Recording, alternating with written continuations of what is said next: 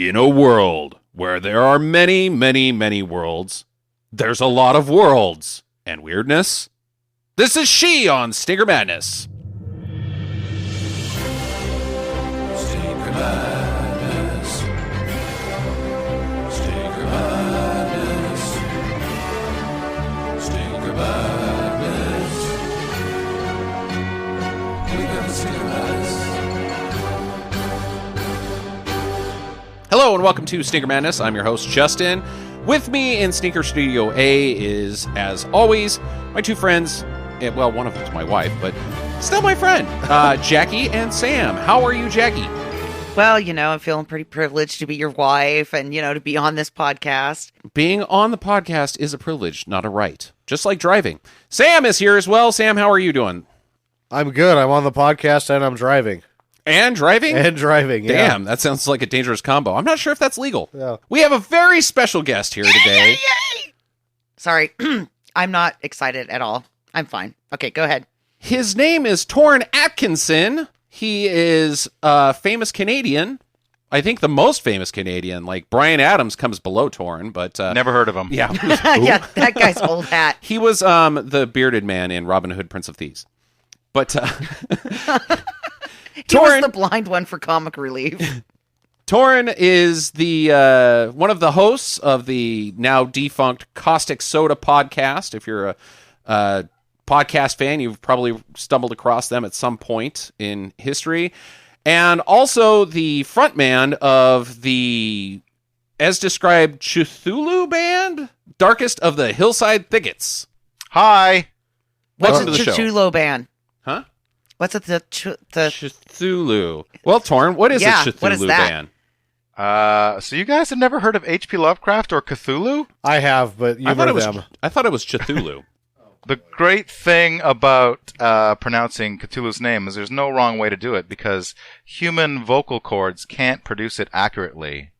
The backstory is H.P. Lovecraft was an author in the 1920s and 30s. He was his most prolific. He wrote about strange beings from between dimensions that would enter our universe and, long forgotten secrets and dark tomes that opened portals between dimensions. And is this Scientology? mankind was an...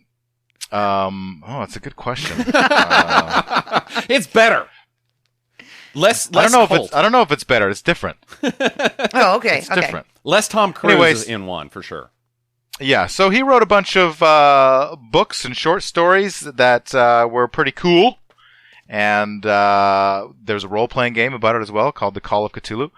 And back when we started my band in 1992, nobody had heard of him.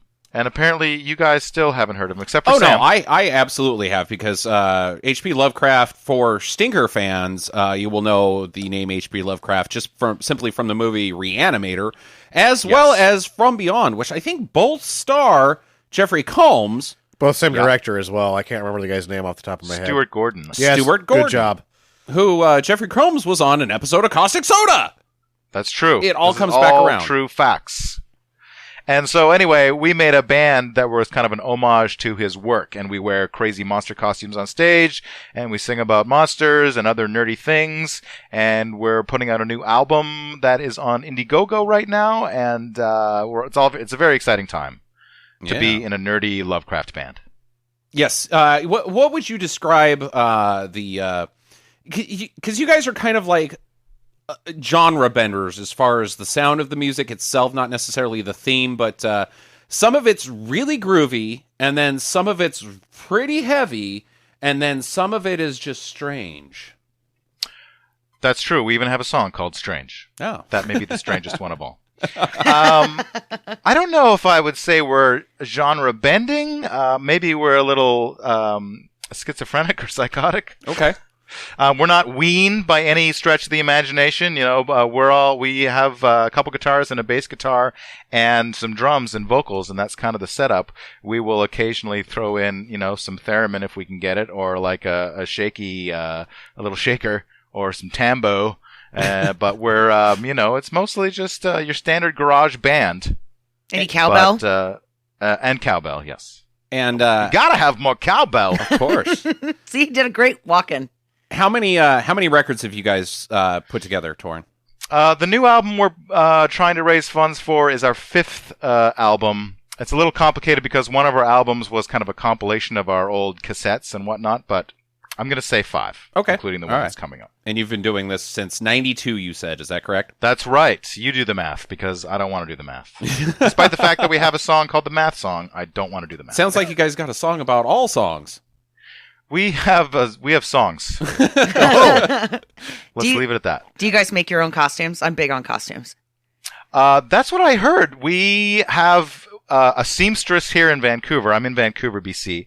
And we have a person who has done our costumes for, I'm going to say, probably 10 years or more. You have an actual seamstress that makes your costumes? Yes. You guys are like big time. We pay her money to make costumes better than we could make if we did it ourselves. And also, we're lazy. Ah. Yeah. You know, I stole this sweatshirt I'm wearing today from my dad. I love that story. That's as lazy as it gets. That's about as seamstress-y as I get around here. I don't know if there's a lazier person than someone who steals clothes from their dad. They're not even, I mean, sweatpants themselves are lazy, but stolen sweatpants, now that's lazy. But you're working out in these. You're working out in these sweatpants, right? Well, I'm going to go ride my motorcycle later. If working out is that counts. If working out is sitting on a podcast and talking about shitty movies, then yeah, she's hardcore. I'm eating pretzels at the same time. Jesus. God, it stinks in here. My dog farts so much during the podcast. He just comes down here and farts. So you'll probably hear us choking from time to time. He's so awesome. Toren, I've got to bring it up because being in the podcast world and knowing other podcasters and being involved with podcast communities, when Caustic Soda decided to do the finale, there was a whole lot of outpouring of, oh noes! Now what am I going to listen to on the interwebs? Not just on your guys' own Facebook page or Twitter accounts, but I even ran into an entire thread on Reddit that was about the Caustic Soda podcast being no more. And I got to say, as a longtime fan, I kind of came out of left field. What's the backstory? Why did you guys decide to, after 6 years, just say, you know what, we're good? Well, I was a little shocked and surprised of the amount of outpouring, to be quite honest, and it warmed the cockles of my heart that so many people have been touched by my podcast. How long have you guys been doing Stinker Madness for? We just started our 3rd year. Well, you see, 3 years, that's easy. Come back to me when you've done 6. No, it's actually, I kind of feel like with a lot of projects that I do, I kind of feel like you want to go out before, while you're at the top of the hill rather than on the way back down. Not that we really saw that happening in the very near future or anything. We certainly enjoyed doing the podcast for 6 years, but there were a few things we wanted to do with the podcast that we just didn't get around to doing, and our schedules and especially some of our work. Our jobs were interfering with some of the stuff that we wanted to do with the podcast. Mm-hmm. And so we kind of felt it was getting on the edge of stagnating a little bit. And there was just a conversation about what do you guys want to do? And then somebody said, well, what if we wrapped it up? And at first my thought about wrapping it up was like, oh my God, no, we couldn't do that. This is the podcast. This is my baby. And then after a couple days went by, I thought, oh wait, I don't have to do any editing. I don't have to do any research. I don't have to get locked up in a room with these jerks, 4 times a month. This might not be so bad. And I also, Kevin and I and Joe, we all have our own projects that we work on. Mm-hmm. And some of my projects have been kind of not been going as, I've not been putting as much work into them as I would like to. So thinking about all the spare time I would have by not doing Caustic Soda. It was. It wasn't so bad anymore after some time went by. I certainly do miss it. There's certainly things I would like to do, but we decided to. We talked about a lot of different possibilities, but we decided to just do a finale episode. It's not impossible that there may be some kind of reunion in the future. We don't have any current plans, but rather than say that we're on hiatus or anything, we just decided to do a finale episode, and if there's any surprises in the future, then they will be surprises. I gotcha, and that's completely understandable. I don't think people realize how much work and labor and financial burdens there are, to create a podcast that comes out once a week. There's people that are in this industry of podcasting that spend, $25,000 an episode to create something that they may probably are never going to see a return on that. Plus, tons of people behind it, the writers, researchers, mixed sound people, fact checkers. There is a lot of legwork that goes into even just three people sitting around bullshitting about nothing. So I can't blame you one bit.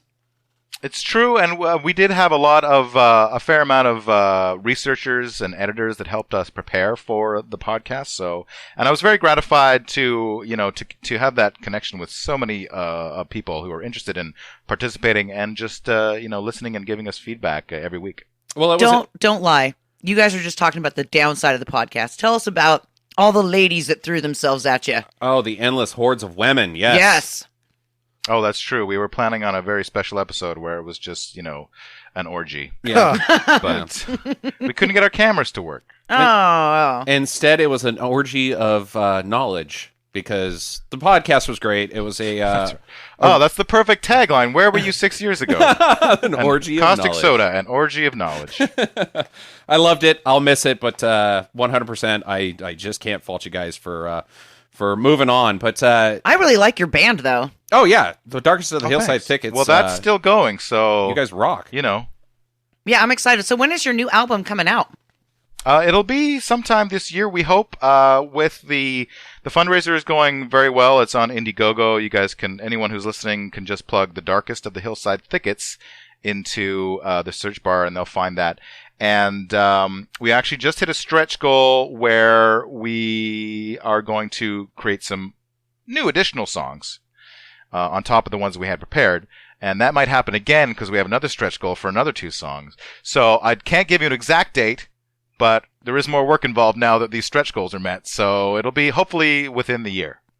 All right. Do we get a signed copy at Sneaker Madness to hang on the wall? Absolutely. Yes! As long as you don't open it and listen to it, then yes. As long as it's not an orgy of knowledge, because that I don't want to hang on my wall. It'll be Anyways. an orgy of sounds. Yes, that's okay. We got to talk about She, the film that we watched via YouTube. I think, Toren, you watched it on YouTube, or did you get it someplace else? I did not watch it on YouTube. I called my local video store and said, do you have the 1982 version of She? And they're like, what? Also, it's kind of anachronistic that I have a video store in my town, but hey, Right. It's Vancouver. It's that kind of town. Shout out to Black Dog Video for not having She. But I did find a copy via the internets, and I watched it all the way through. Well, it's That sounds enthusiastic. it's a bizarre film because it's half. I mean, really, there's more to it than the two halves, but it's mostly barbarian movie and then mostly post-apocalyptic movie, and it's a mashup between the two that is strange. Yeah, it was interesting. I was expecting more guns, and there were no guns. Yeah, usually there was a spear gun. Usually in post-apocalyptic, I just turned into Jackie for a minute. Post-apocalyptic movies, there's guns involved. So there's sweet cars, guys riding on top of them and chasing people, and bikini ladies that are tortured, and some sort of radiation problem. But in this world, it seems like the problem is just everybody is in their own world. And if you cross the boundaries of other worlds, you're in for strange times. Yep. Every turf has an interesting theme. It's almost like the Warriors in that way. Like, oh, there's the baseball world, and then there's the roller skating world, but everybody's bad. They don't like each other. Yes, as it should be in the post-apocalyptic. I don't even want to say wasteland because there's trees all around. Yeah, it's a nice place. Other than the people. Despite the lack of technology, i.e., guns and cars, I do approve of them riding horses because if all the gasoline in the world is gone, that's a viable way to get around. Absolutely. Well, and I will say I liked this movie a little bit more because it didn't have that post-apocalyptic bullshit. People living in squalor. Oh yes, because I don't like post-apocalyptic movies, but You don't like grody, trashy people. I don't, and I also do not like space movies. But you know what I did like about this movie is Toren is absolutely right. I loved that they were on horses and that they had a horsey motorcycle gang at the very beginning of the movie. Pretty much. They all had motorcycle helmets on. They all had these badass costumes, and they were riding around on horses. Well, let's start with you, Jackie, since you bring up your favorite point: the costumes of She. Yep. That's your main thought. Yep. Well, it's just that every world you went into had its own particular theme. Okay. Give us some details on your faves, My faves. or if you even liked them. I didn't like any of them. They were all stupid. It's like, oh, look at this tablecloth that we ripped off and put an S on so that we could put it over She. She looked like she was wearing like a really tattered up tablecloth at the very beginning when she's walking through the temple. And, the intro village people, horsey motorcycle gang guys, they didn't match at all. And they were like the they're village supposed people. to match. No, they're just like... It seemed like they had gone to a Halloween outlet store. Yeah. Exactly. And then just put swastikas on everything. Yeah, it was like, well, we got this can of spray paint, and we need to show that we're actually a group, so you guys can dress in any way that you want, but then we'll just, spray paint. You the had guys shit on dressed like gladiators or wizards and kung fu guys, but there was no cohesion between any of the costumes except for the swastika. Yeah, There was And the only boxer one guy. guy dressed like a football player. That's what I thought odd. With Everybody swastikas. seemed like he had at least a guy that looked a little bit like him. There's just one guy with a helmet and shoulder pads, and he's got football pants, and you only see him twice. Yep. those are from his glory days of high school football.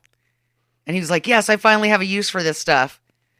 Yeah, it's interesting about this movie in that it was, 23 years after the cancellation?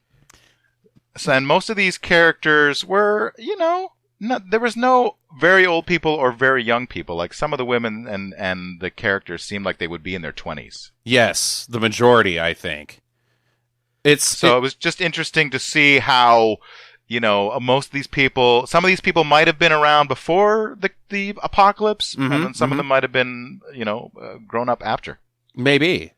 Are we assuming that the cancellation is the world's gotten exploded? I am assuming that the cancellation is that really super metal pictorial at the beginning of the movie. Okay. Because it shows there's a boom on the planet, then there's some skulls and some melting people, and then there's a Grim Reaper. And then it says 23 years after that.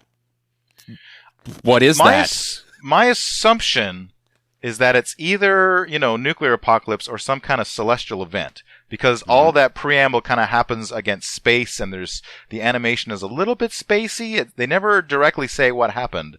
So those are my two best guesses. Well, you know what? I think we're all good with not really saying what happens, because does it make a difference to anything? No, it doesn't. There's just a world where weird shit is.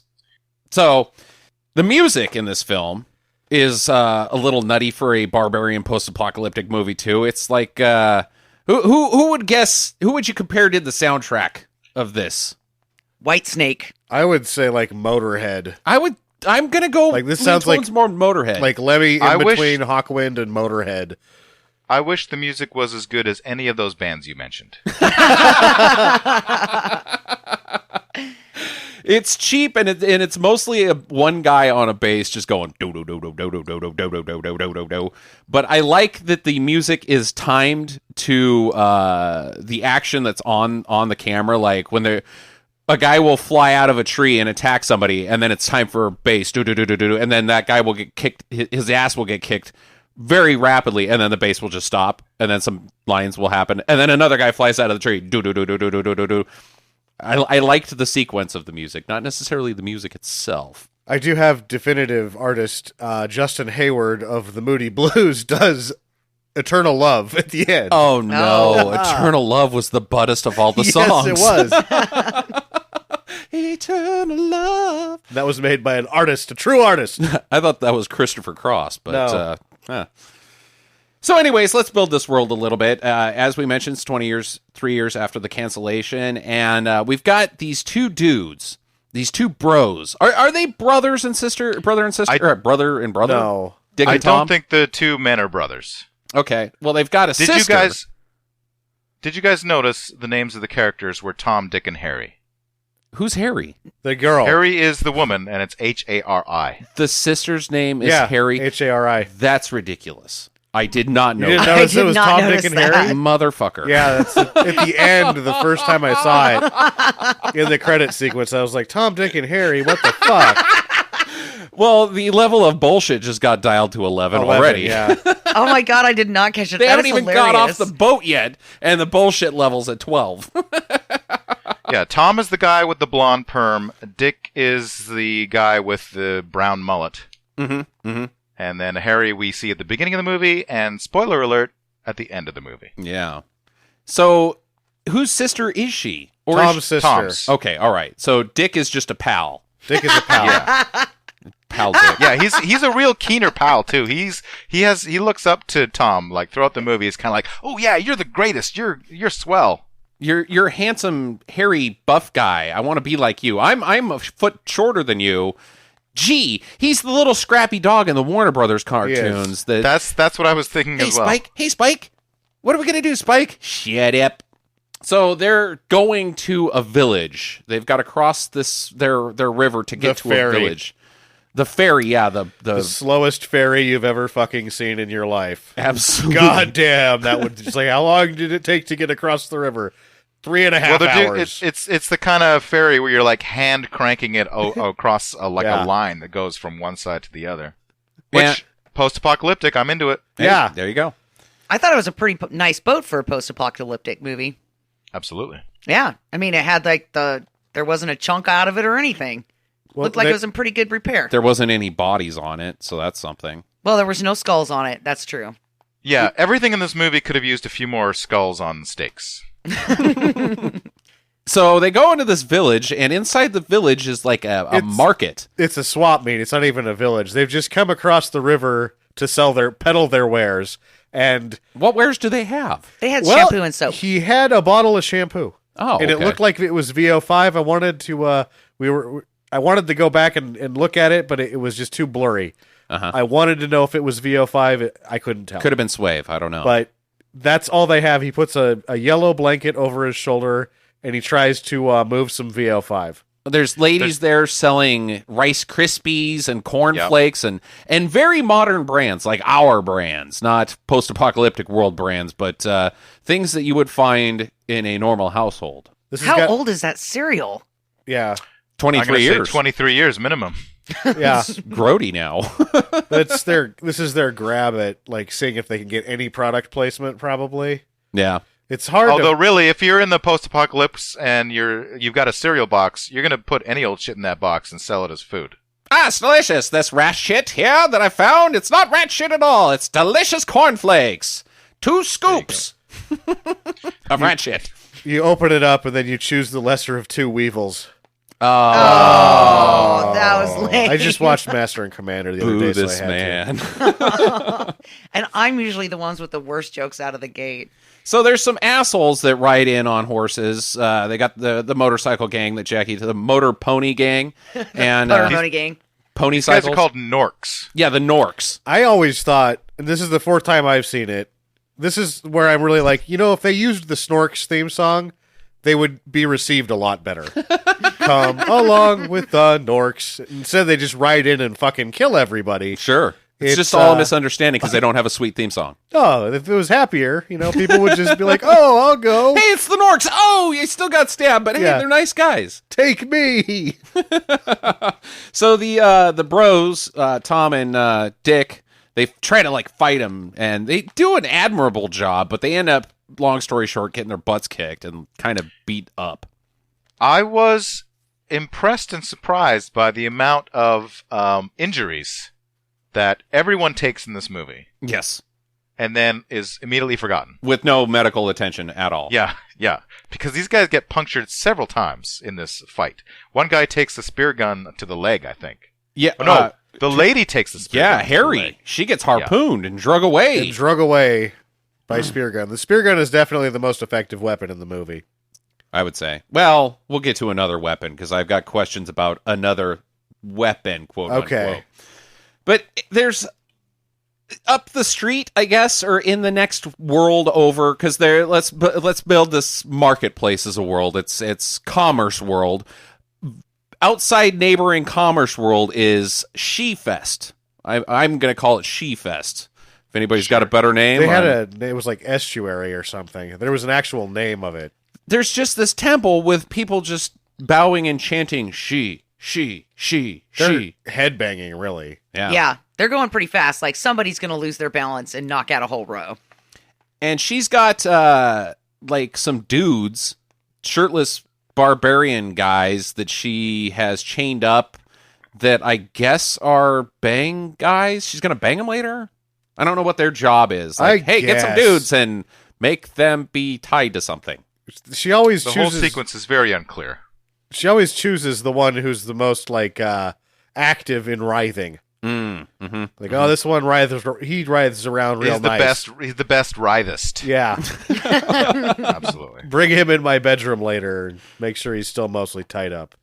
Has anybody read the source material, the book She by H. Rider Haggard that was published in 1887?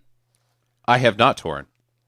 I want to say that maybe if any of us have read this book, we might have a better idea of what this movie is about. However, that's probably not true. Probably not It's true. probably not true. Maybe there's some symbolism that we might be able to pick up on, but I don't know because, wow. It could be one of those things where they try to follow the events so closely that most of the meaning gets lost, and you just have this sort of strange, wild trip, which is what this movie is a strange, wild trip. Yes. So they go to this new village, and Dick finds this lady who ends up inviting them into their house because I think she is like, "Ooh, you're handsome," and he's like, "Oh, I am handsome." I think she's supposed to be a sex trade worker.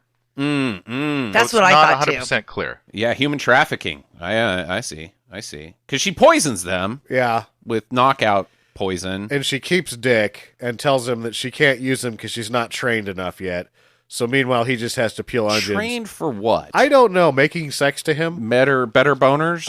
I guess. But until then, he can be in this pen with a pig and he can cut up some onions. And Tom's he's a big chunk of meat, so his ass is for sale. And he gets sold to She. Yeah. And so now he's one of the chained up guys. And I think she's pissed at him because he knocked her over off of her horse. And then stole her fucking horse. Because he thought he was dead. That scene was very weird. Yeah. I guess you got to I wasn't even sure if it was... I guess have we said that she, the star of this movie, is Sandahl Bergman? Oh, from we haven't. Conan the Barbarian? Absolutely not. So that's she. And I think she does a pretty good job throughout the movie, being Sandahl Bergman. Yeah. But when that scene happened she gets knocked off the horse by him standing in the way of the horse. Look out! He clotheslines I wasn't her even ass. 100% sure that it was her because there's no connection. Why is she there? None. Where is she going? Why is she suddenly in the next scene? Is there a connection to the next scene? It's very confusing. Well, she's betrothed to Prince Humperdinck, and the only joy she gets is her afternoon rides. Jackie and I true. That's a different movie. Jackie and I just watched Princess Bride last night. Oh. I had to toss that out there. So anyway, she's got a mat on towards Tom. So she's gonna put him through this stake torture device thing. They have The Path of Blood. Yeah, it's a very ornate and glamorous name for push the guy through the pointy sticks.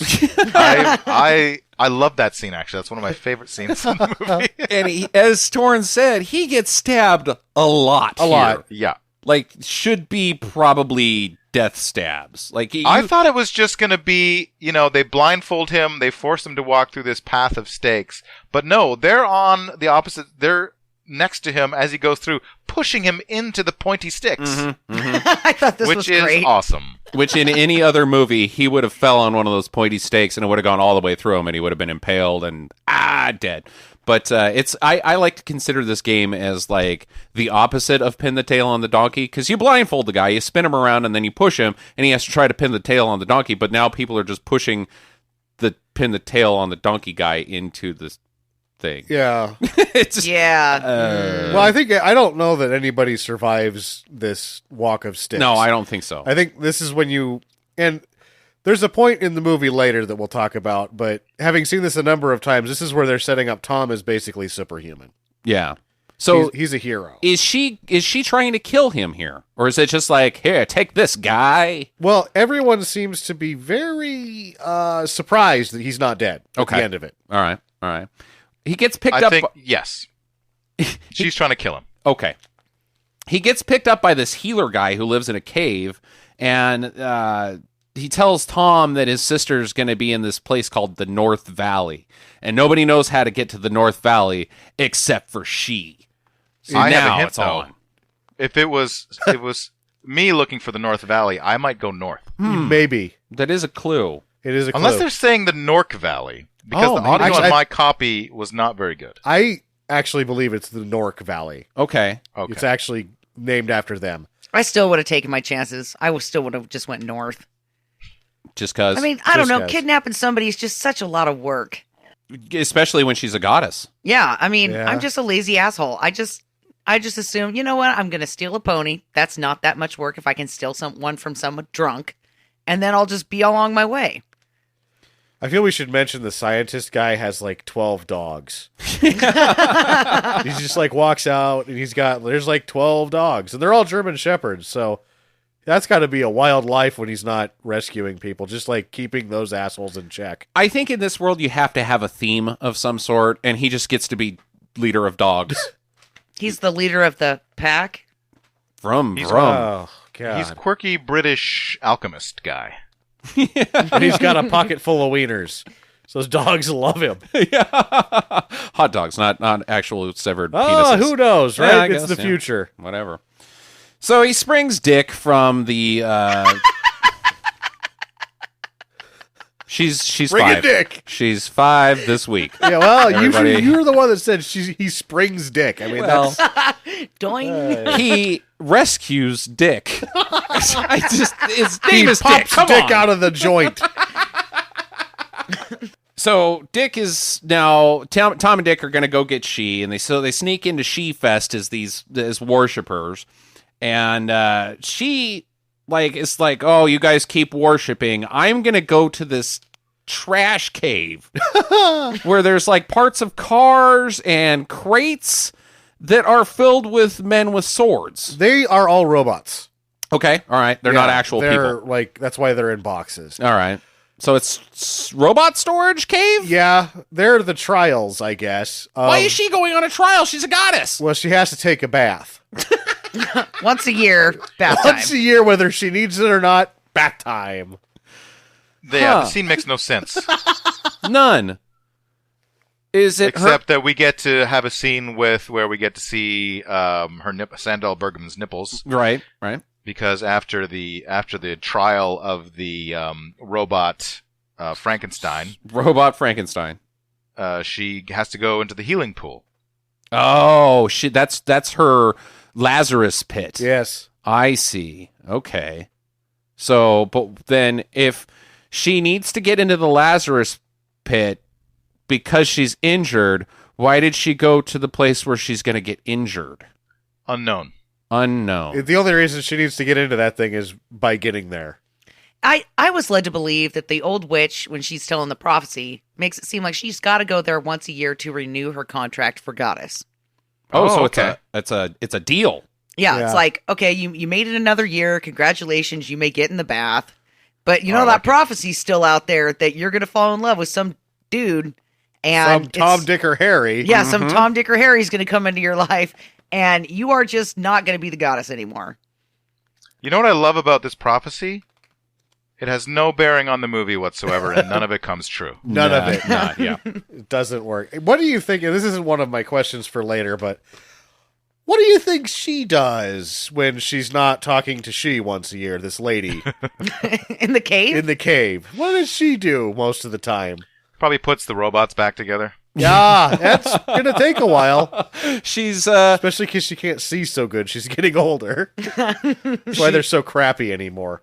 she has to maintain the cave of trash and inventory. How many robots did we get in this week? Oh, we've got to find 3 more because that's why there was 3 in one box, is because there was a backlog of robots from the Frankenstein robot supplier. So she's in charge of all that shit.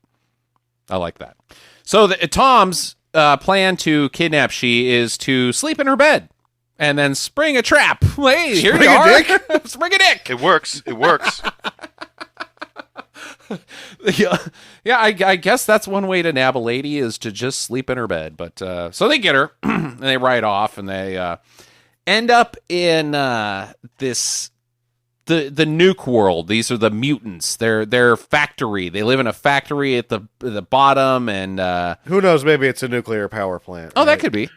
One thing that confused me about Tom kidnapping her, sorry, she, is she kind of goes, depending on the needs of the scene, she will go from this kick-ass warrior to this helpless maiden. Mm-hmm. Because Tom just kind of puts her on a horse and she's totally helpless. She kicks and squeals like a little girl, and it's weird. It's very strange. Yeah, and then in the very next scene, Dick, while they're sleeping at the basement of the nuclear factory, Dick is, I believe he's headed for assault down there. He's going to give her the feeler-uppers, and she fights him off.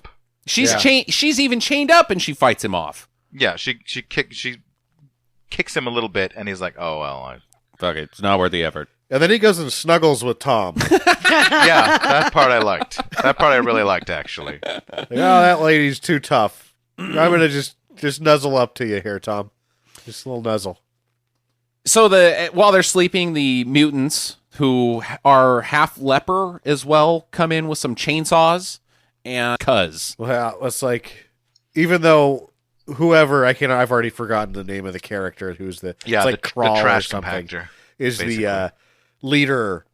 Cram. There you go. Okay. So Cram is the leader of the mutants, and he benefits greatly from being on the border of Astoria or wherever the hell it is that she runs. And she's telling him that, like, look, I'm waiting for you. I already give you all these things. And he's like, ha, now that I have power, I'm an absolute tyrant. Got it.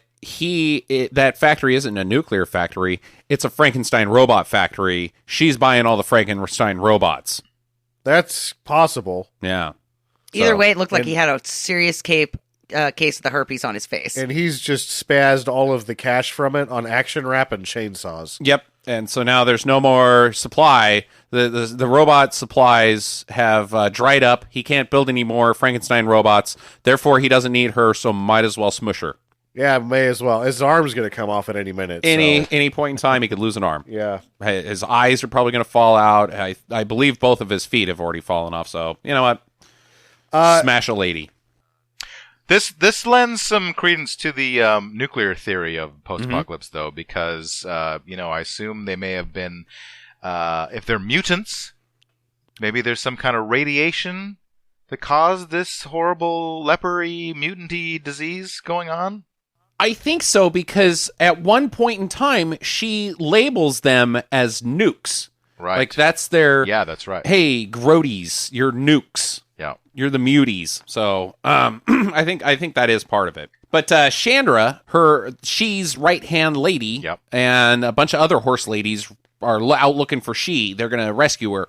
And they ride up, and they start fighting the mutants. Shanda beats the chainsaw guys up, and... the chainsaw guys are very unformidable. Yeah, the chainsaws aren't even working. Let's just throw that one out there. What the hell do you have a chainsaw for a weapon for? It doesn't work. It's not menacing if it doesn't have any gas. I don't think you can swing a chainsaw if your arm is about to fall off at any point, so they're being very gentle. Yeah. They're not formidable, these nukes. But they have a lot of personality. and that counts. Hearts of gold. Hearts of gold. So much So do that hookers, but we don't like them. they can't even kill him afterwards. Like, oh, you cram with your hijinks trying to kill me. You can live.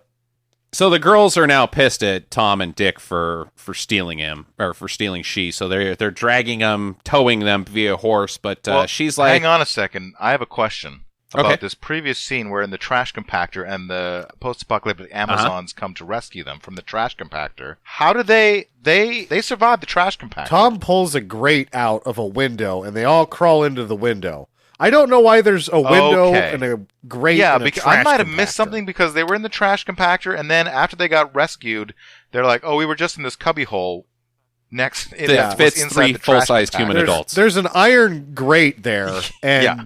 I guess that's where they come out like orange juice, maybe. That's the gross. juicer. That's the juicer, right? Okay. All right. But he, again, This it's- scene would have been much better if there was a giant juicer that they went in. I would have been into it a little bit more. and then the Nuke guys have a wild party. That's like their daiquiris is like, Slushies. yeah, put a little Bacardi in there. Hey, boys. Blood slushies. Soylent daiquiris. Soylent daiquiris are made out of people. It's another treat, like the poorer treatment of Tom as the superhuman. You don't really like notice these things until you watch it over and over again, that he basically just rips an iron grate off a wall. It's absolutely superhuman what he does, but they don't show it, and you're like, again, so the guy with the blonde hair is tough? Hmm. I mean, I could totally rip a grate off of a wall. It wouldn't be that hard. Right. So they drag Tom and Dick by horse because the girls are going to... Oh, brother. Richard. They drag Thomas and Richard by horse because the girls are pissed at him.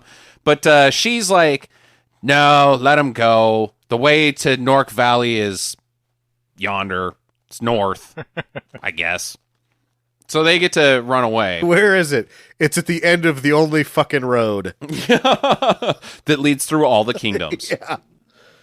So she and Chandra are going to follow them because they're curious. Like, well, she's curious, and Shanda's just going to follow her to protect her. But she's now maybe got some feelers towards Tom, like he is a little dreamy, maybe. He saved her life by doing something superhuman. So she's like, yeah, this guy might be something. He saved her life by getting her involved with death. Yes. I don't know if I would consider that like, oh, I owe you my life by putting me in this awful situation. Yeah, he both risked Yeah, and that's, saved her life. That's how you win over the heart of a woman. It's the setup. You gotta set it up and finish it. You're like, oh, wow. It's like where you pay a guy to get beat up. He's roughing up your woman, and then Yeah. you beat him up, and then you give him $50 afterwards for being like, hey, thanks for making me look good. I gotcha. Does that ever work? It did in that wild card movie. Yeah, I guess. Torn, have This you is- ever Sorry, used say it? again. Isn't that the plan in Back to the Future? Yeah. It is. That is the plot of Back to the Future. Yeah. Hey, There you go. get your damn hands off her. Yeah. Yeah. The whole thing's a setup. Without that, we'd have no Marty McFly, and he would have never traveled back in time to help his dad set that whole thing up, which is a time paradox, and that's why I hate time travel movies. Yeah, but I'm asking Torn if he's ever used the, hey, I'll give you $50 if you make me look good thing. I hadn't considered it, but now that you're saying it, it sounds like a really good idea. So, speaking of weird shit and awesome shit, we're going to have a little intermission, our very first intermission with one of the Darkest of the Hillside Thickets songs. Toren, I love this song. I think it rocks. It's super cool, but I have zero ability to pronounce the title. Will you go ahead and take lead on that? Nyarlathotep. Right. Neil. That's right. Oh, it's an homage to one of Lovecraft's spacey monsters / gods.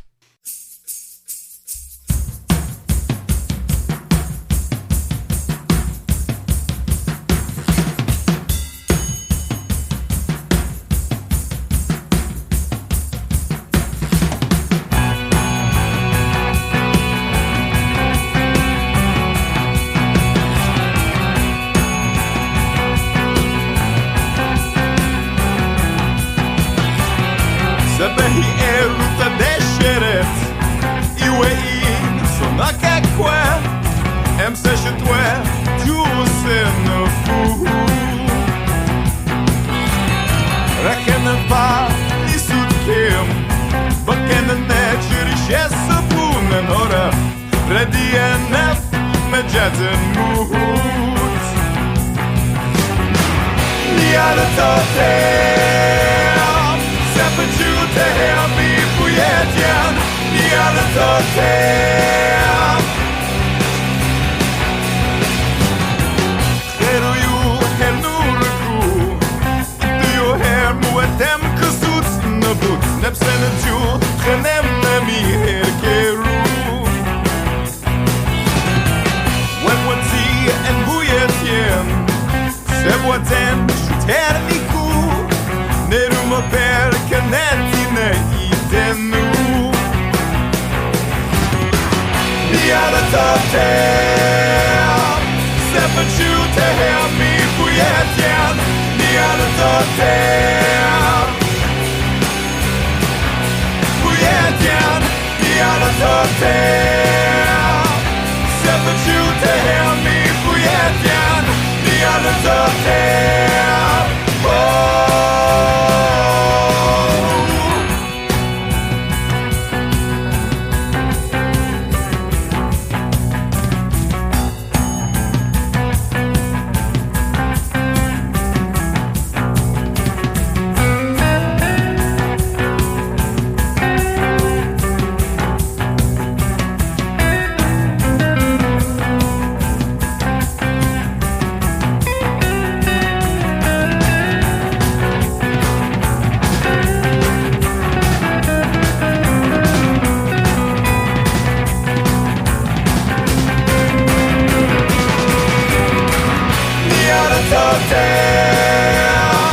Släpper tjut hem i poeten.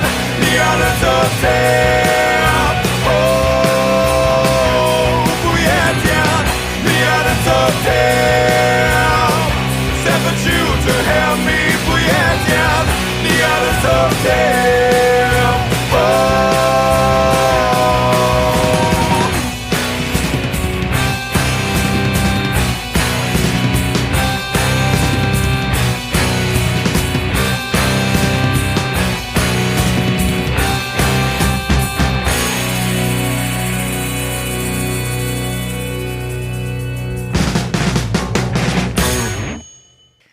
So they find this weird utopia place, and there's ladies in, everybody's wearing white, and it's like poolside, and I think I instantly get the Togas. feeling like that it's a bang community, like everybody's just banging each other. Oh yeah, this And- is a loose party.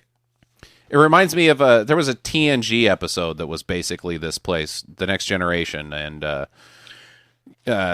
that the one God where damn it. Wesley falls into the Wesley falls into trouble. Yeah, and is going to be executed?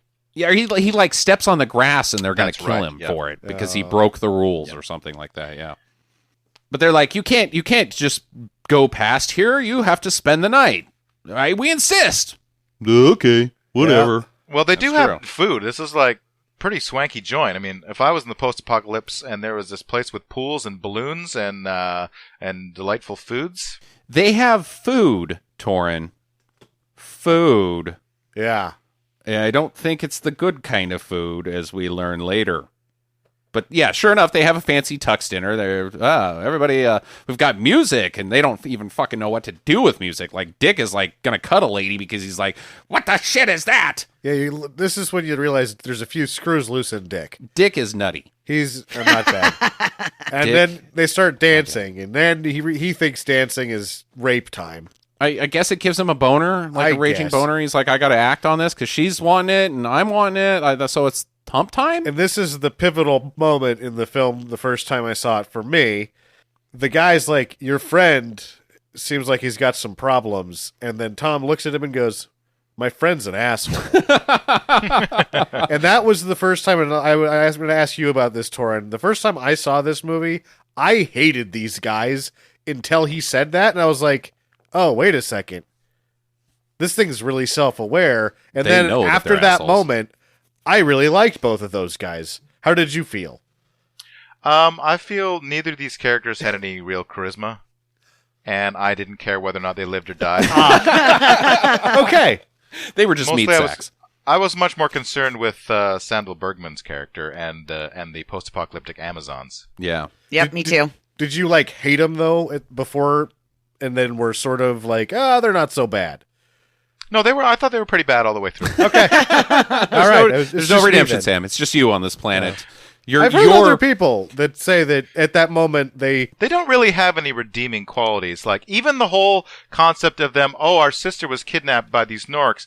I guess we better go find her. Except we can do all these other things on the way because why not? We're gonna take our time. Yeah, we're gonna have an adventure along the way. Well, when you look at the whole thing, they've crossed the river that no one has ever come back from to try to sell some shampoo. They're dickheads. They are dickheads, yes.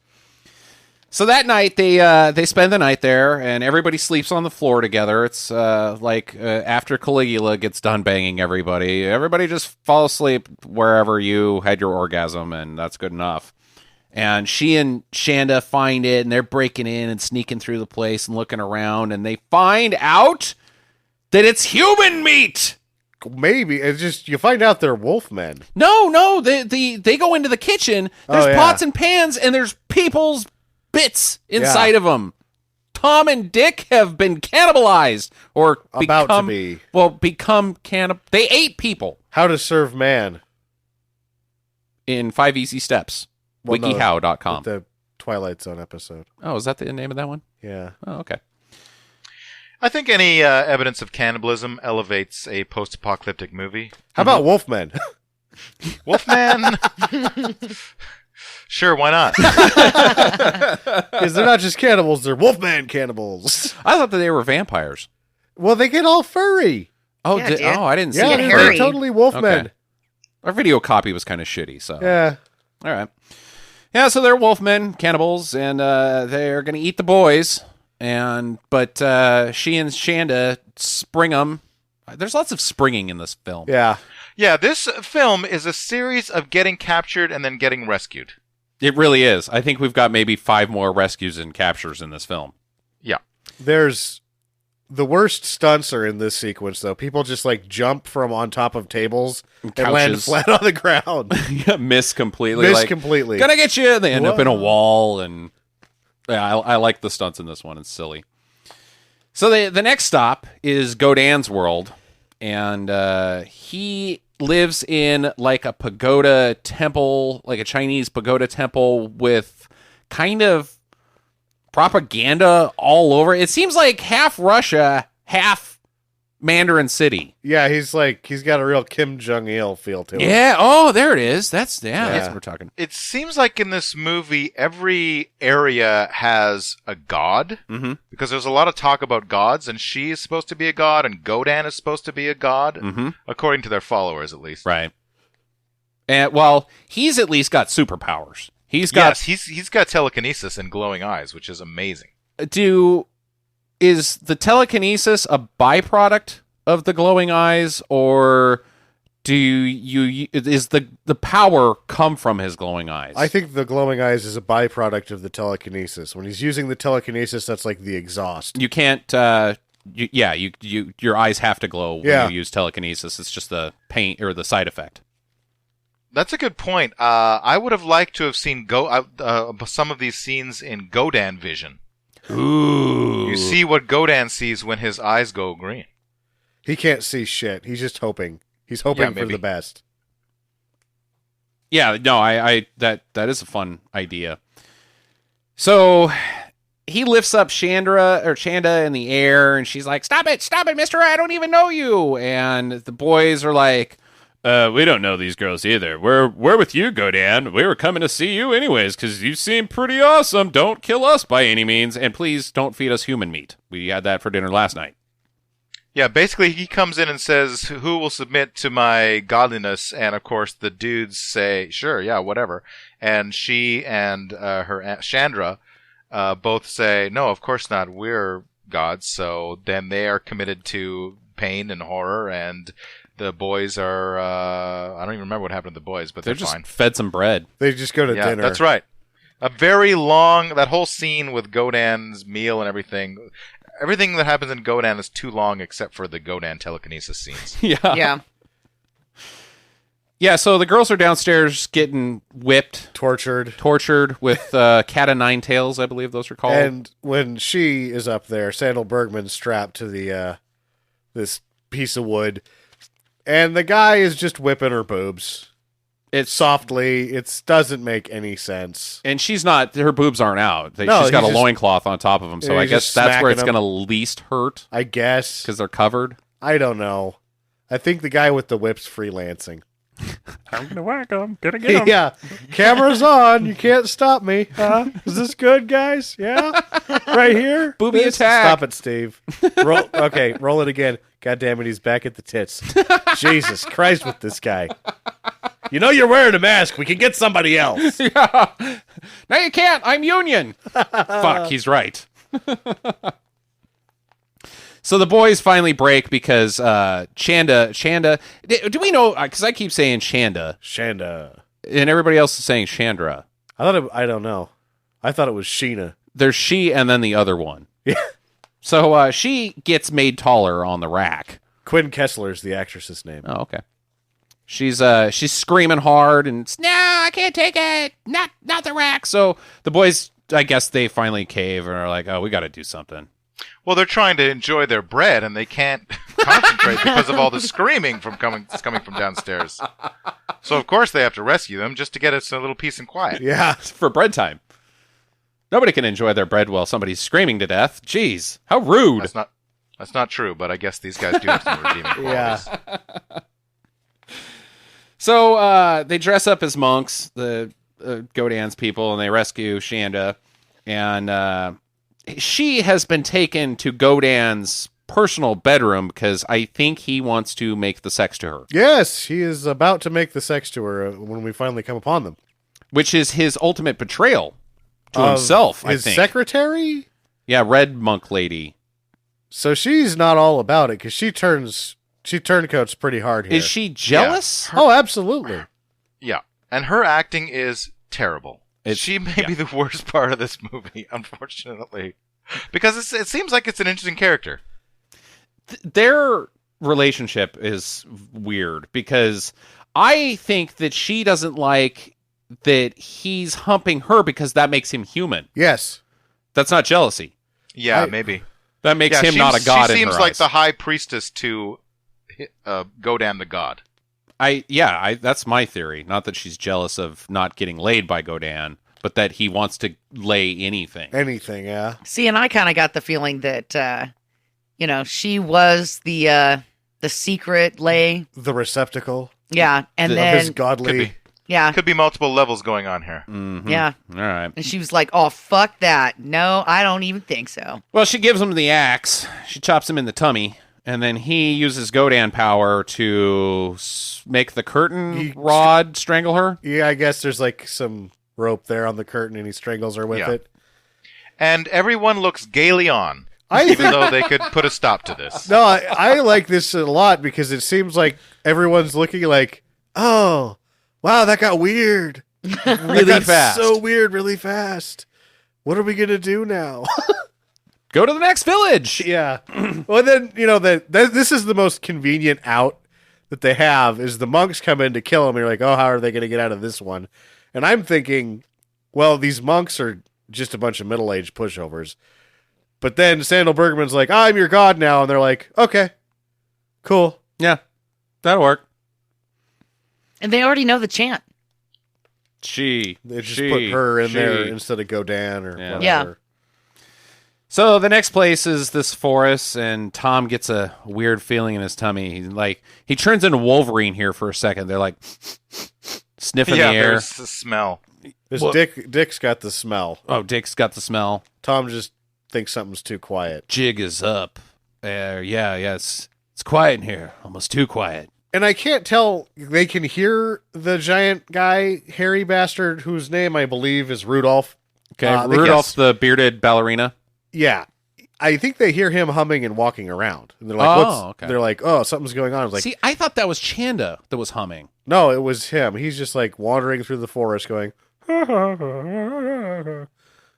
a nice time. Collecting filth. I don't know what he's doing. But there's some lovely shit over here. Yeah. This was the point of the movie where I started to get really bored and wished I wasn't watching it anymore.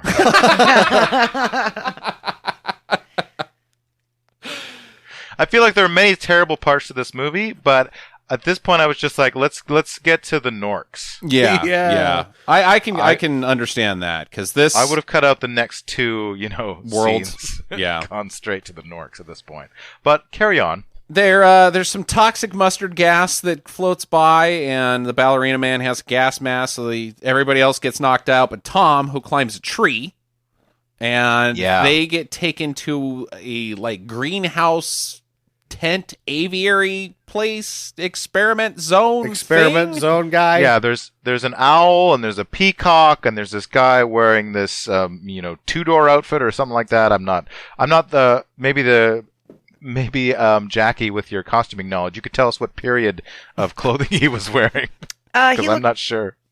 He looked like a 15th century Frenchman with a baseball helmet on and a pink tuxedo. Straight out of the 70s. Yeah. Dubious, but he wants to experiment on them. Yeah. Dr. Bengali. And so he puts them into these plastic cells that look like you could just get your fingernail in there and open it. Just punch right through it. But they just actively struggle against the plastic with their with the palms of their hands and shake their the rods that are holding up the cage. It's all fun and games until you're on the opposite side of the zipper. You just can't grab it. Yeah. So they do escape, and she uses swing. She swings the Framistan back and forth until it knocks over the stove. Yeah. Which, why would you have a stove inside of a plastic tent? That seems who knows? That's not going to work I out. can't think of anything I'd rather have if I'm in a enclosed space with a bunch of plastic around me and gas and open everywhere. fire. Yeah. Open flame and explosives. And there's gas everywhere. That sounds like a good plan. But that's her plan. All necessary to doing experiments on people. That stuff. Well, if he wasn't a mad scientist, he wouldn't be out there, right? In the middle of the woods with the bearded ballerina man that hums. Yeah, I guess that's a good point. So she knocks over the fire and she melts the cages, and so they get sprung. And Tom has climbed down from the tree, and he doesn't even get involved in their business. He just goes... No, he's off on a side adventure from here on out. Well, he's on the main adventure. He's on the way to Norktown. Yes, that's true. Yes. That's where I wanted to be with Tom from here on out. Is he saying, did at any point did he go, fuck it, I'm never going to find him? Or did he just go, fuck him, I don't care. I'm going to go to Nork. It happens in the movie. He tries to pick up she, and she's like, no, just keep going. And he nods and does. Yeah. He's like, okay, you guys are dead. Remorselessly continues on his quest. Yep. It's a good call. It's a call that I would make. He's made it to this bridge, and around the bridge it looks like the aftermath of a World War I battle. World War II, anyway. The tanks look pretty old. There's Jeeps, though. They didn't have those in World War I. Guess that's true. There you go. Yeah. Either way, this was my most hated character. What? Oh my God. Xenon is easily the best character. I thought in this Xenon film. was the best. I just wanted this little fucker to die so bad, and then when he started to regenerate, I was just like, oh, now God. there's 12 of them. Yeah, you chop an arm off. He's like Hydra. You chop one off to grow up. So arms, you chop an arm off. And he's like I understand why somebody would hate this character, because he's doing a really bad Robin Williams. He's doing a really bad Robin Williams impression, but it's all just TV lines and pretending to be German here and there. And yeah, nobody ever says what the deal is with this character. Xenon is his name. Right. Yes.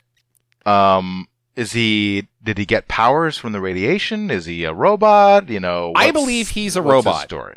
If Frankenstein could be a robot, I believe Xenon is the best weapon in this film. And that's why he has all the pop culture knowledge from before the Cataclysm. Oh, yeah. They just found a flash drive. Because he's doing he's doing a bunch of impressions from James Cagney and Groucho Marx and things like that. Yeah. It's I pretty think that's unwatchable. I felt it was pretty unwatchable. See, I was Didn't not like the Xenon only one. either. I love Xenon in a sucky way. He sucks. He sucks super bad, but I thought he was fun. I was glad when they finally blew his ass up. It's ridiculous, this Xenon character. He's got that level of you almost expect the Black Knight always triumphs too. It's not a scratch. Yeah, it was a very Monty Python scene because they're going over this bridge. There's a guy who you can chop his arm off and he lives. So it's very Holy Grail. But his whole power is you chop a piece of him off, he regenerates, the piece becomes a whole new Xenon. So eventually you've got like 8 Xenons, and the way that you have to kill him is to toss him over the bridge and hope he lands on a mine. Toss his ass over. Yeah. Hope for Because the there's best. the whole reason there's this bridge is not because there's a river, but because there's a minefield. Oh yeah, that's right. That makes sense. So Tom makes it across.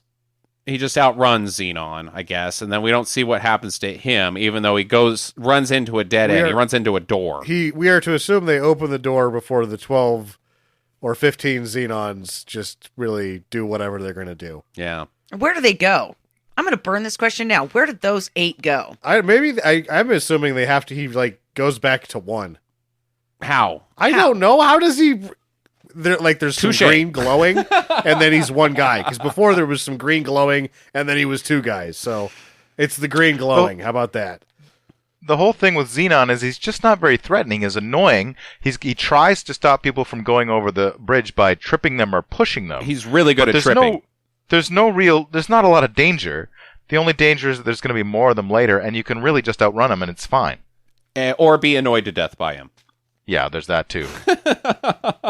I guess he's hoping that you just won't want to cross the bridge and turn back. Oh, he's too annoying. I got to get out of here. I'll go back to Death Experiment Zone, but not this Xenon Well, guy. no one ever asks him to just, can I go? He'd probably be like, yeah, go ahead. Go ahead. Maybe that's what the Norks do. Yeah. He's not even one of their I don't guys. think He he just is. lives on the bridge. Hey, can we get by? Yeah, sure. What the hell? So, anyways, Tom's over there. Dick and she eventually make it over into Norktown.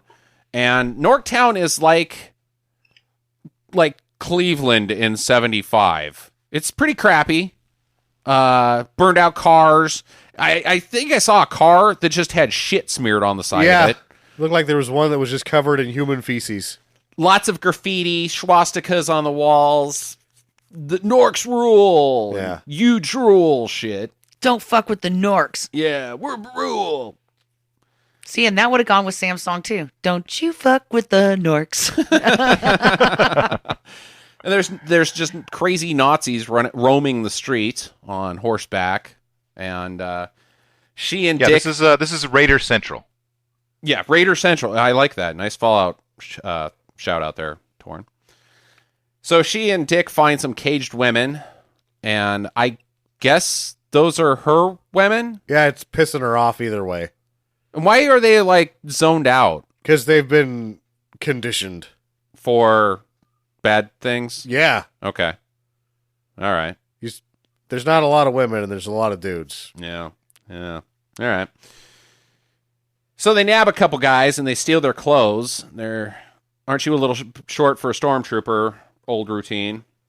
And they follow the rest of these guys down to this dinner. They're having dinner. They got plates of food and bikini ladies and grapes and fans and all sorts of stuff. And this is what it's like to be a Nork. You get women and food and war, says the lead Nork. This guy was just, I don't know. This is the only veteran actor Yeah. in the movie. He looks, I said he looks like Henry Silva, but I think he looks like somebody who, I think he is somebody, and he just happens to look like Henry Silva. But there's a monthly challenge to become a Nork. You have to pass this gauntlet of battle arena. 12 men enter, 2 men live, and then you can become a Nork. Yes, you get... They whittle them down. They only need so many Norks. Why not just take all the guys? They have more applicants than they have positions. Do you get paid if you're a Nork? What's the problem with more guys? They only have so many food and women. Oh. It's Gordon Mitchell is the actor. He's in a lot of westerns. Oh, yeah, sure. You've seen him a bunch. Okay. So why not use those guys to take over new territories, like take over Experiment Zone and Orgy Utopia? You'd think they'd wanted to diversify. Yeah. Well, but then you see, I guess, I'm assuming the Nork god is Nork. Yes.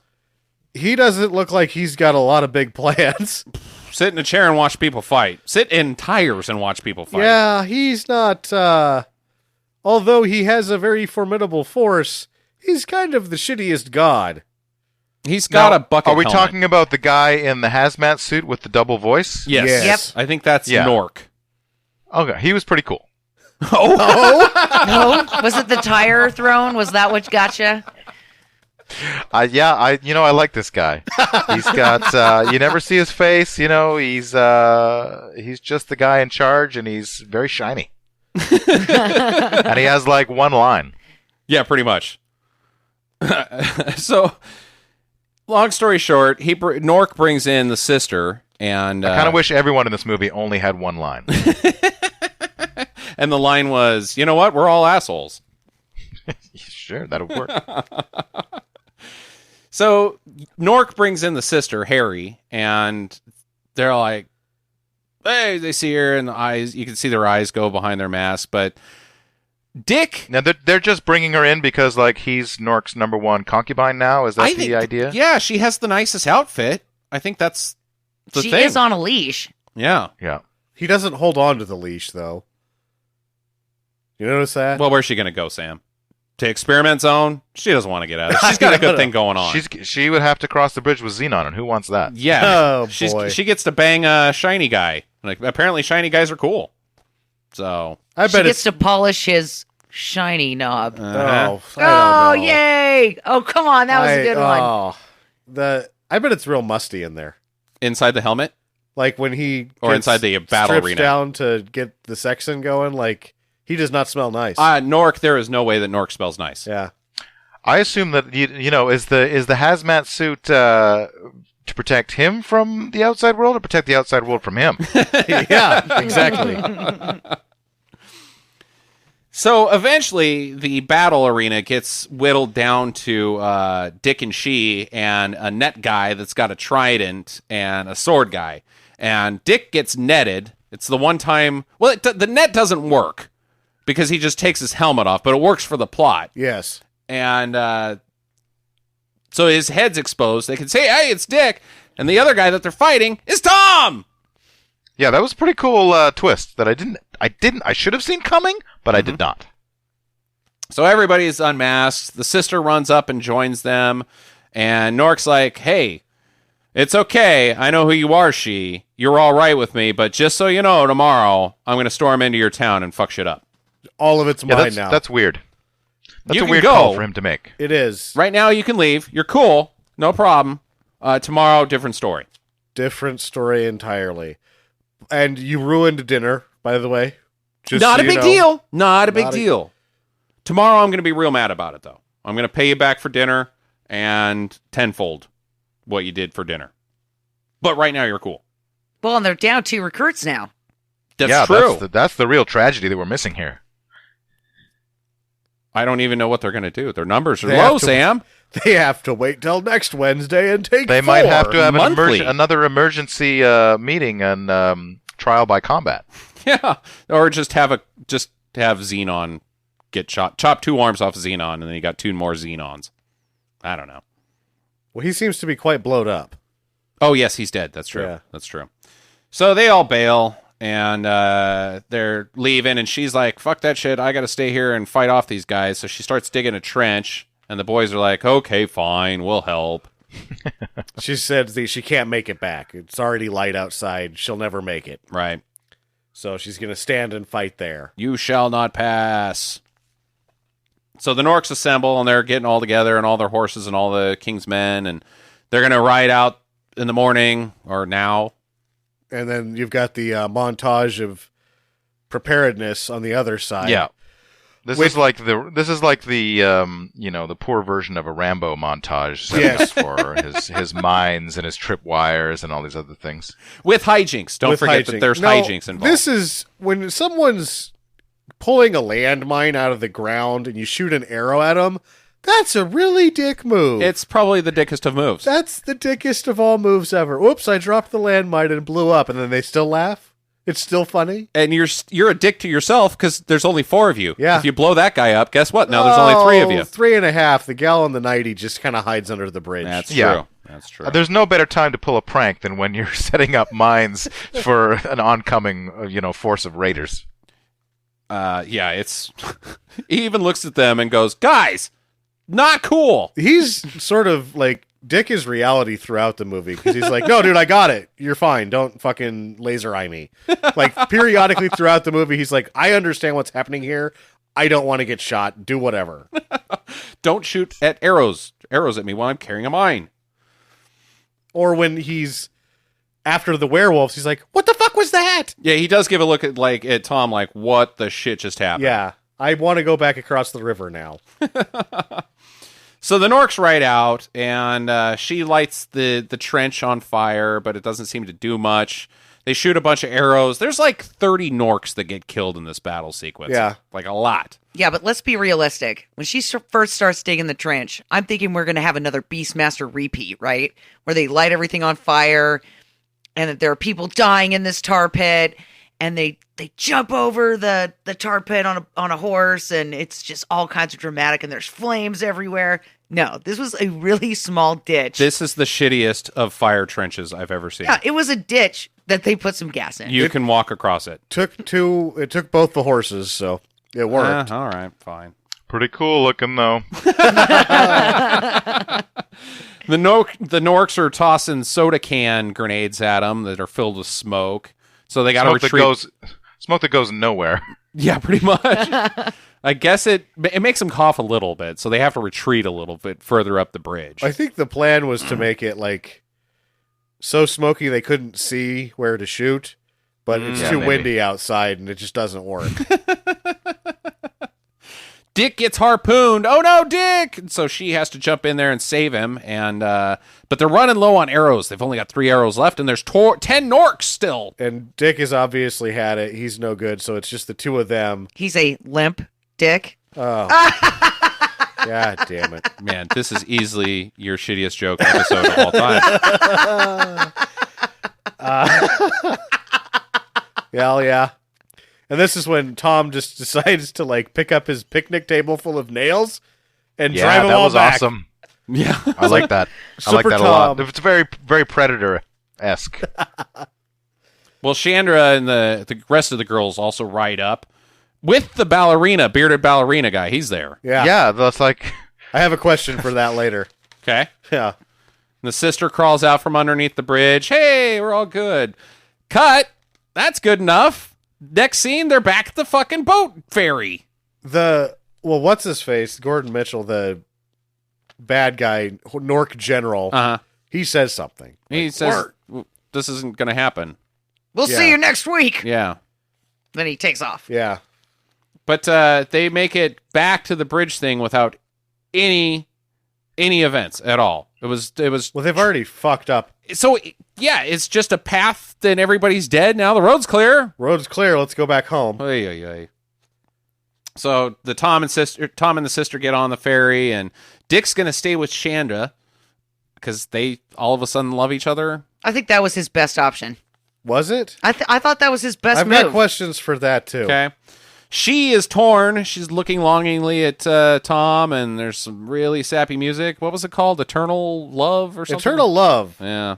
by Justin Hayward of the Moody Blues. He rides off on the ferry, and Shanna looks at her, and she's like, "Are you going to be okay?" And she's like, "Yeah, I'm fine." Credits. What? The end of the movie. Huh. Yeah, I'm okay. I'm good. That was a neat, fun time. Bye-bye.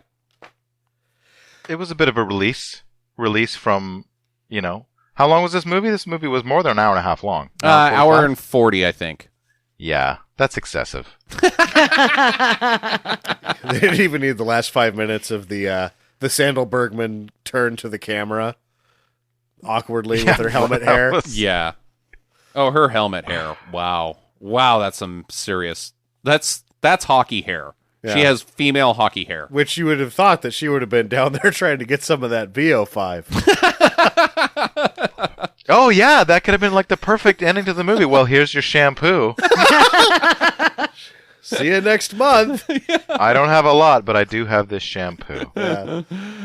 All right, questions. I want Sam to go first. What's your first question there, Sammy? What sort of reception do Tom and Harry get when they get back to wherever they come from?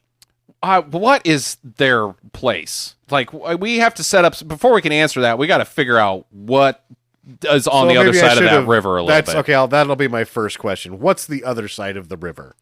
Tons of shampoo. Well, they don't have gods. It's probably just like Oregon. It could be It's like Oregon.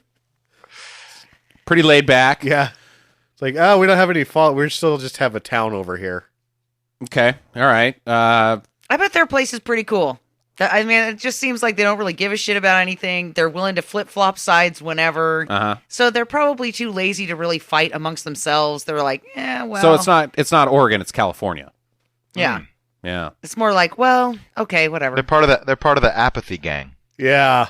Yeah, that could be it. Like they just sit there and look at each other. Like, oh, look what Todd's doing over there with that stick. No, you just maybe leave, you just leave maybe him Tom alone. and Dick and Harry were the three adventurous people who are like, oh, we're gonna see what's on the other side of the river with this shampoo.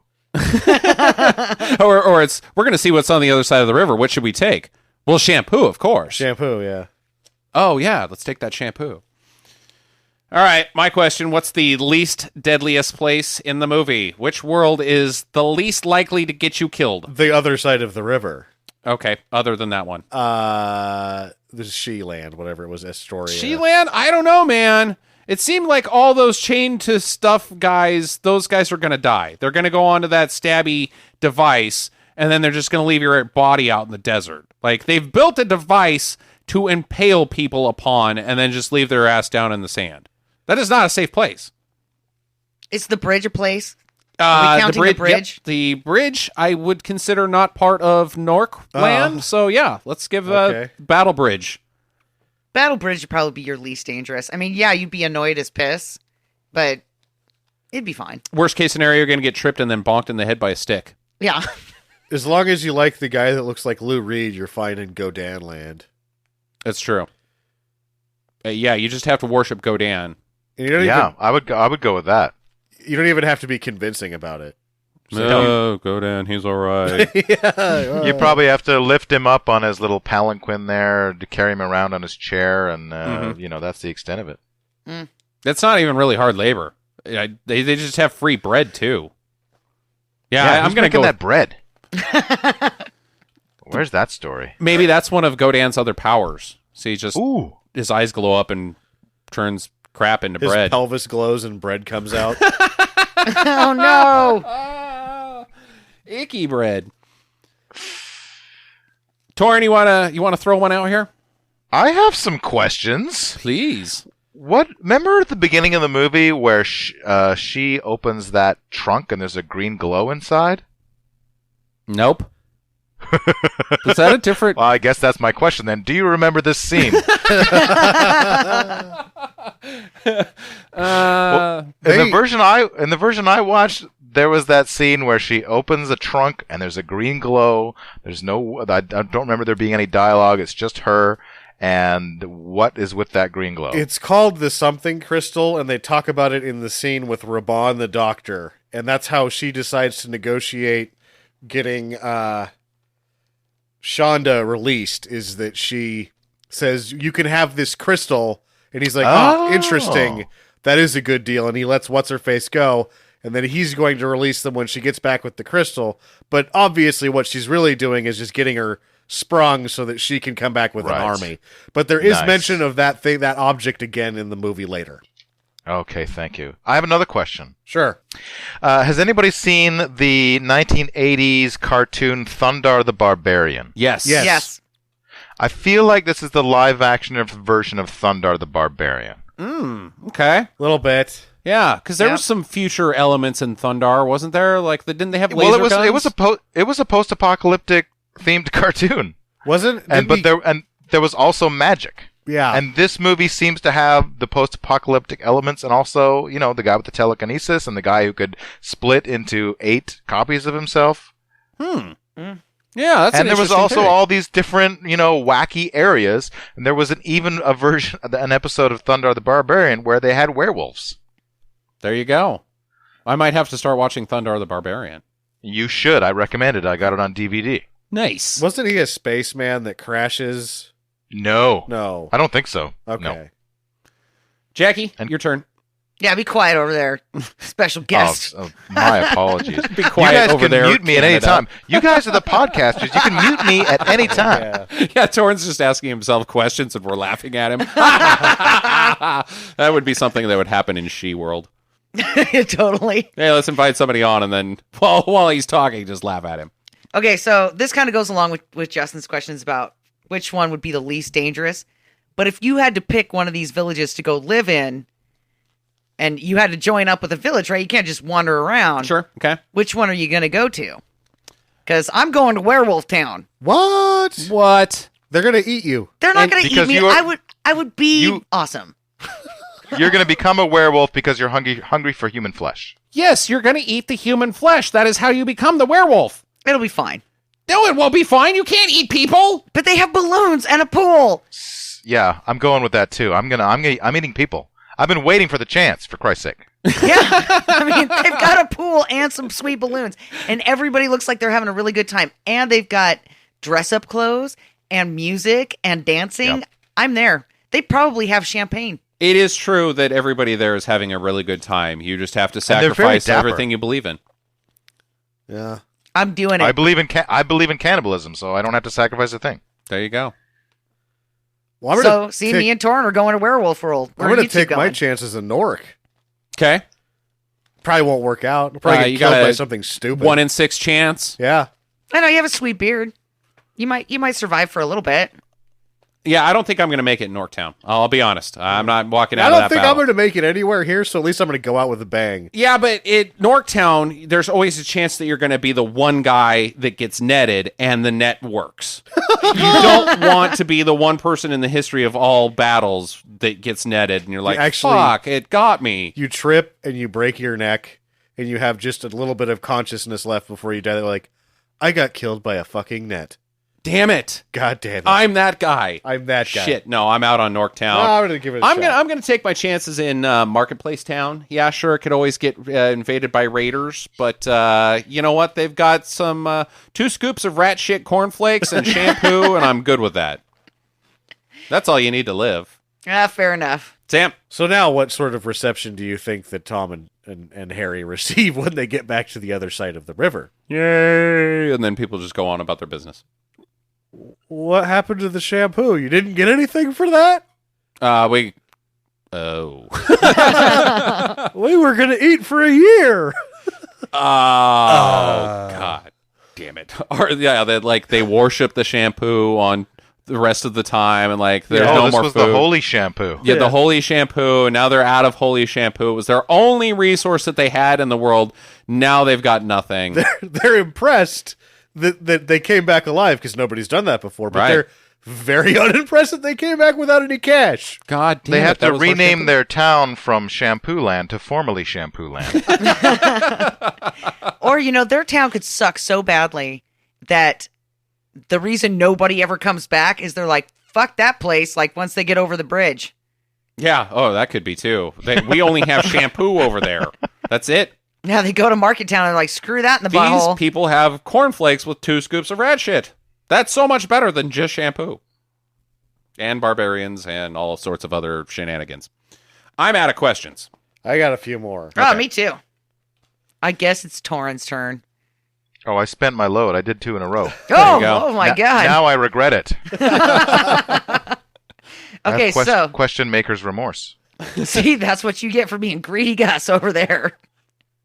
Okay, so obviously, if you're going to live in Norktown, Sam, Yes. you have to have a costume or a theme of some kind, right? In order to really fit in with this town. Right. And maybe get a spot on the Nork team. Sure. So if you're going to go fight in the Nork battle to be part of the Nork town, what is your theme? What are you dressing up as in order to get noticed? Oh, that's a good question. I've got mine. Okay, go ahead. I'm going to be the sparkly Indian from the Village People. It's the Indian, but all sparkles. All sparkles? glitter and sparkles. Just sequins? Maybe some glow sticks tied into my feathers in my head. And the football shoulder pads. You gotta have somebody's gotta have the football shoulder pads. Might as well be the sparkly Indian. I would be a penguin that had brass knuckles that had spikes on them. So they're like, oh, look at the cute penguin. Like, take this cute penguin. Death penguin. Death penguin. You never see it coming from a fuzzy penguin. Toren, you got yours? I feel like I would be like 80s businessman. Or maybe I'd be like the one guy in this world that actually has a gun. I'd be the guy with the gun.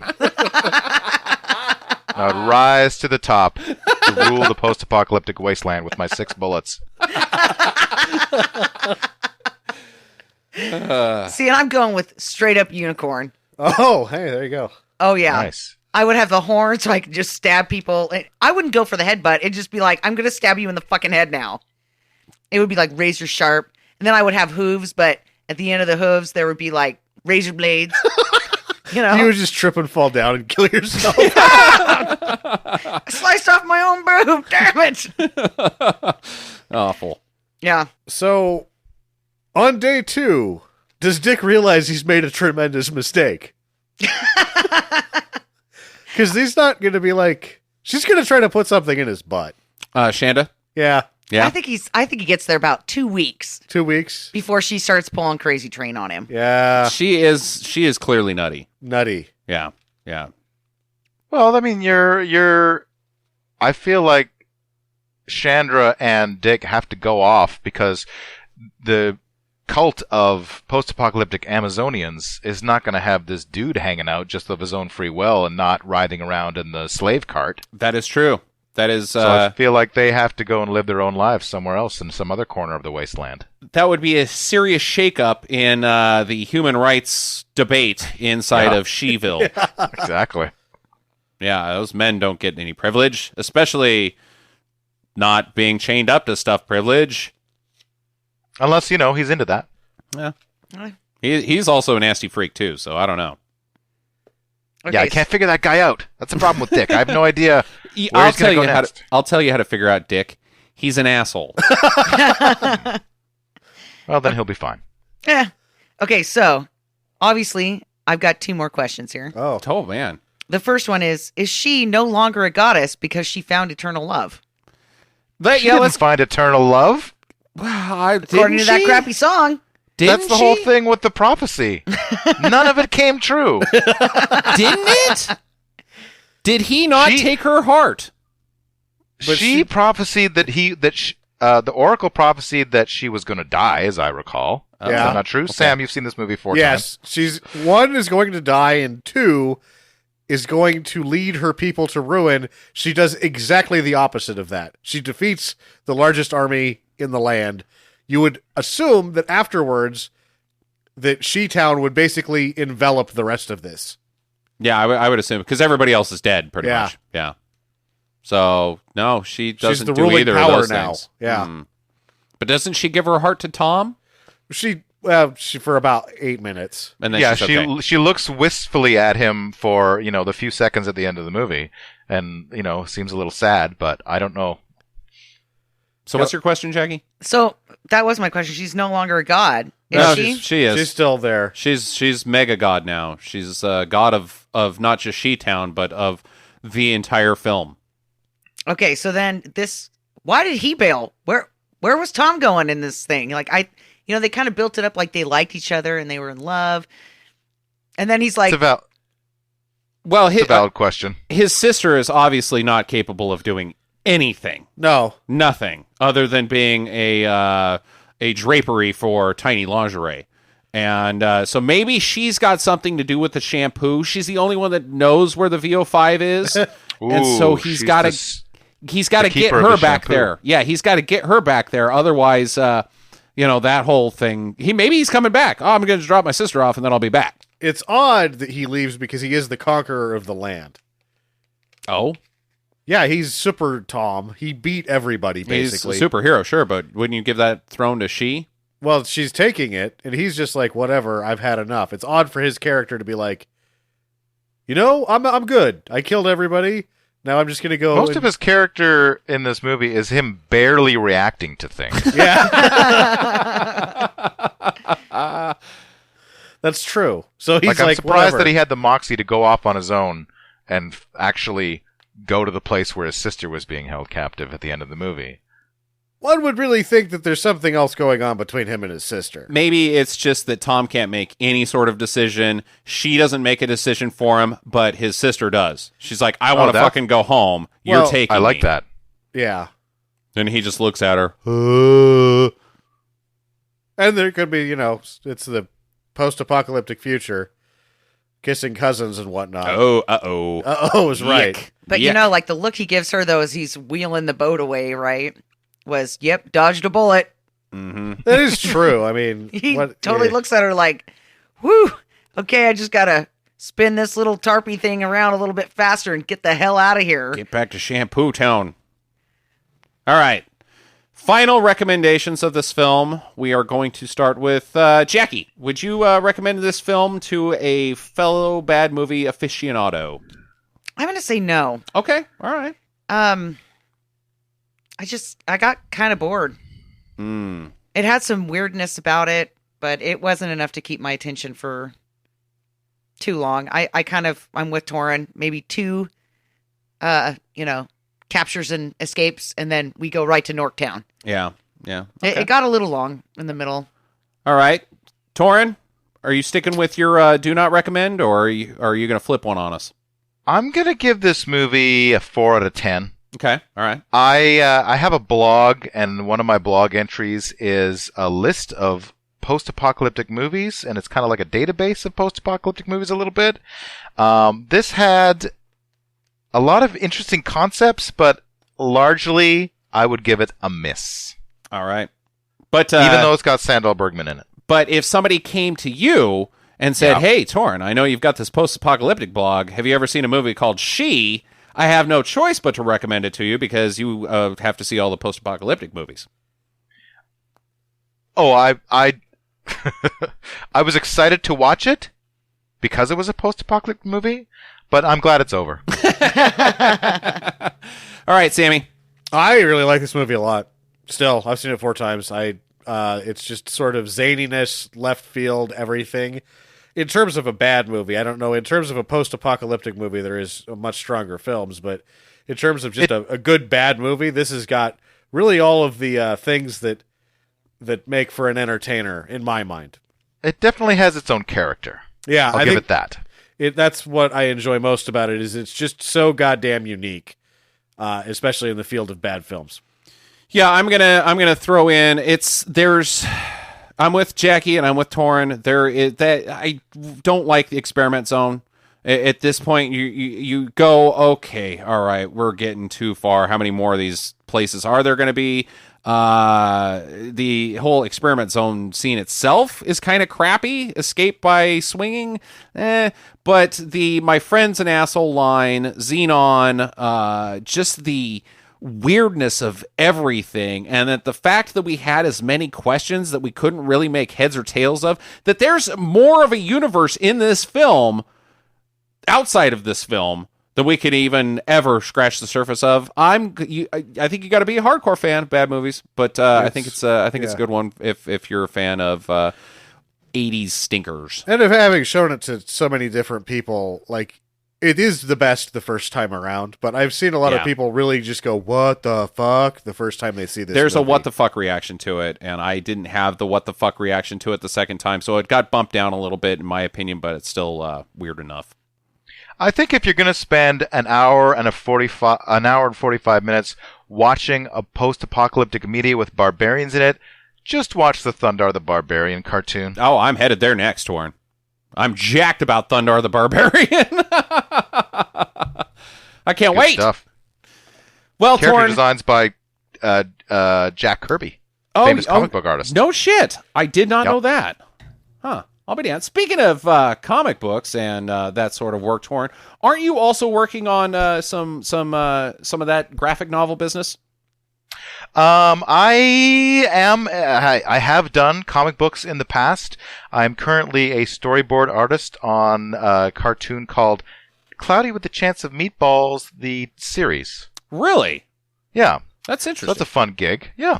Is that, could you tell us more about that? I mean, is that an actual TV series that's going to be on like a television channel, or is that? Yeah, it's being produced by Sony, so it's going to be probably on Cartoon Network or Excellent. any of the larger networks, and it is a prequel to the Cloudy with a Chance of Meatball movies, where the main characters are in high school.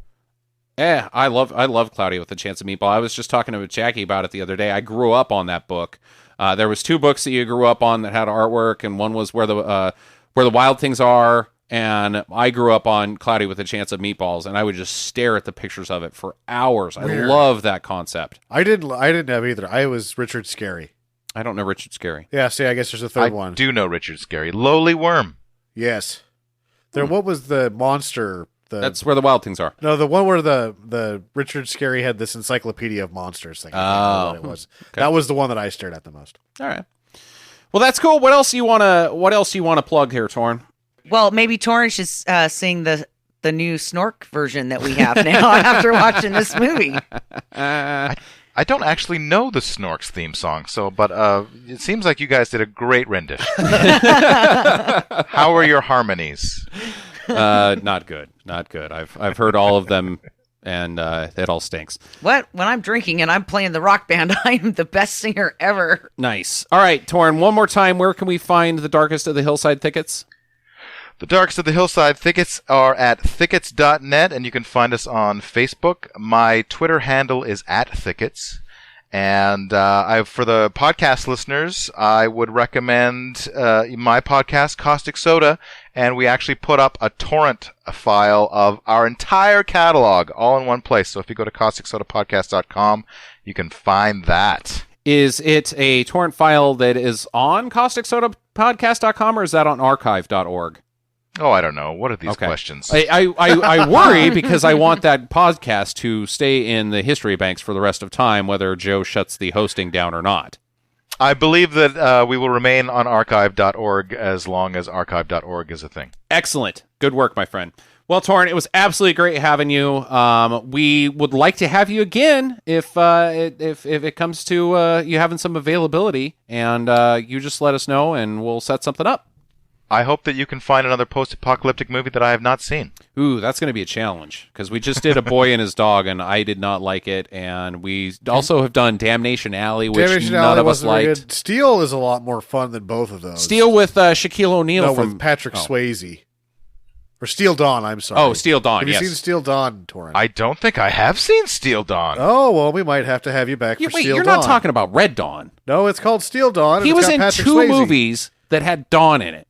And both are post-apocalyptic, kind of. And from 1987. It's as bad as a movie as there is. Like, it's dance fighting in sand dunes, and it is glamour and crap. It is. Oh my garbage. God, this sounds right up my alley. Glamour. Yeah. Let's put that on the table there, Toren. You're going to have to come back for that one at some point. So stay tuned, fans. We will let you know when that's going to happen. So. Again, thank you, Toren, and we close each episode with our "Get to the Chopper" as our tagline, and usually when our guests show up, we like to have them take us out. So give us your best "Get to the Chopper." Get to the chopper! That was almost spot on! Yeah. Kill me, I'm here! Visit us at www.stinkermadness.com. Follow Stinker Madness on Twitter @StinkerMadness. Please rate and review us on iTunes and Stitcher. Thank you for listening, and get to the chopper.